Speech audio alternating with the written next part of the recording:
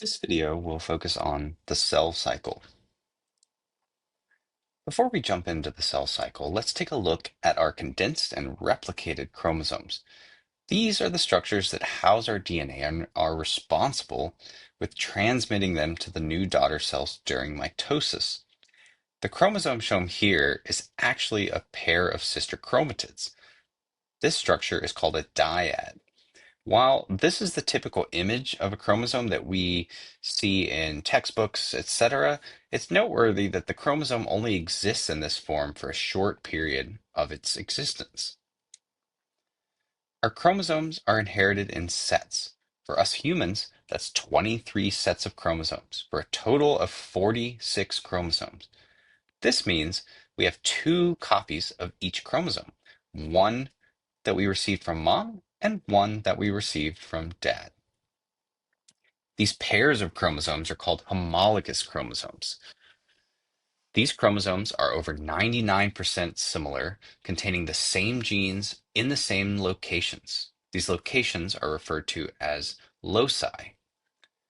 So, for each gene in our genome, there are at least two copies. I say at least here because many genes in our body have more than two copies, but that's a topic for another video. The exception to what I just said, however, are the X and Y chromosomes, which are not homologous but do have some short regions of homology. The cell cycle accomplishes cell division. The purpose of cell division can be asexual reproduction, which is how unicellular organisms, both prokaryotes and eukaryotes, reproduce. The second purpose is to allow multicellularity. This is how you and I went from a single fertilized egg to the trillions of beautiful cells we are today. A quick look at the cell cycle shows that we have several discrete steps. When cells are not dividing, they are in the G0 phase. Once a cell decides to divide, it will enter the G1 phase and kick off the process of replication. In the G1 phase, the cell prepares for cell division. Within this phase, it reaches a critical restriction point, a point of no return, if you will. At this restriction point, the cell no longer integrates external cues for cell division and only relies on internal cues. There are also a variety of kinases and other proteins that reach a critical threshold that creates a positive feedback loop, pushing the cell into this cell division process. During S phase, the chromosomes are replicated. Details of this are shown in another video. This is the stage where our chromosomes go from monads to dyads, the structure shown in the first slide.